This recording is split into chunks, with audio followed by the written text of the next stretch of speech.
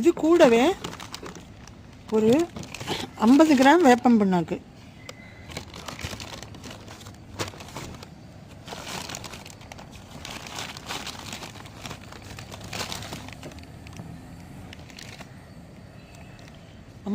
வேப்பம் பிண்ணாக்கு அதையும் சேர்த்துக்கிறேன். நீங்கள் தனித்தனியாக கூட ஊற வச்சு உரம் கொடுக்கும்போது கலந்துக்கலாம். நான் இப்போ சேர்த்து ஊற வைக்கிறேன். நான் தயார் பண்ணியிருக்கிறது தனித்தனியாக இருக்குது, அதையும் நான் உங்களுக்கு காட்டுறேன். இப்போ இதில் வந்து நம்ம 1 லிட்டர் தண்ணி ஊற்றி மூடி வச்சுக்கலாம்.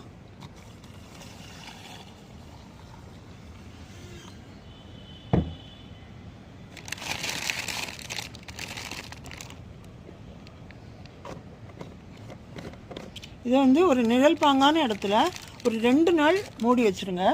2 நாள் பொறுத்து இது பார்த்திங்கன்னா நல்லா ஊறி இந்த வேப்பம் பிண்ணாக்கு கடலை பிண்ணாக்கு ரெண்டுமே நல்லா கரைஞ்சி அதோட சத்துக்களெல்லாம் ரிலீஸ் பண்ணியிருக்கோம். 2 டேஸ் 3 டேஸ் மேக்ஸிமம் வச்சுக்கலாம். அதுக்கப்புறம் வந்து பூச்சியெல்லாம் வரும் அப்படிங்கிறதுனால நம்ம இது பண்ண வேண்டாம். இப்போ இது வந்து மூடி தான் வச்சுருக்கேன், என்னால் உள்ள பூச்சிகள்லாம் போகாமல் இருக்கும்.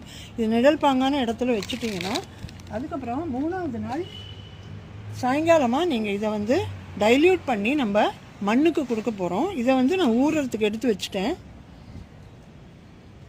இப்போ ஏற்கனவே ஊறி எடுத்துருக்கிறத நம்ம இப்போ அந்த கொய்யா செடிக்கு கொடுக்கலாம். இங்கே பாருங்கள், இது வந்து கடலை பிண்ணாக்கு தனியாக ஊற வச்சுருந்தேன். ஏன்னா நிறைய செடிகளுக்கு கொடுக்கணும் எனக்கு.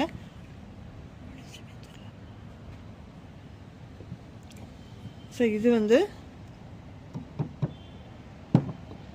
கடலை பிண்ணாக்கு, இது வந்து வேப்பம் பிண்ணாக்கு.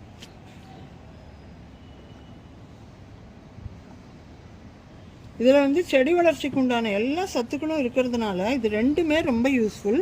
மண்ணுக்கு தான் கொடுக்க போகிறோம், ஸ்ப்ரே பண்ணலை. ஏன்னா மண் தான் வளமாகணும், மண்ணில் இருக்கிற வேர்கள் நல்லா வரணும், செடி வந்து நல்ல இலைகளோட பசுமையாக பெரிய பெரிய இலைகளாக வந்தால் ஃபோட்டோசிந்தசிஸ் நல்லா நடக்கும். ஸோ அதுக்கும் இது வந்து ரொம்ப உதவுறது. என்பிகே,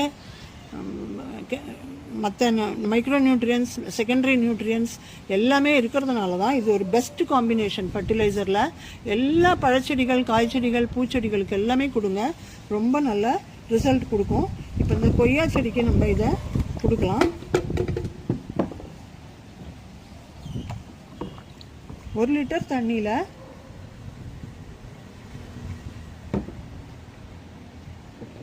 ஒரு 200 ml இதை எடுத்துக்கிறேன்னா, இது ஒரு 50 ml எடுத்துக்கலாம். நீங்கள் மிக்ஸ் பண்ணி கொடுக்குற பட்சம் மொத்தமாக ஒரு 250 ml ஒரு தொட்டிக்கு எடுத்துக்கோங்க.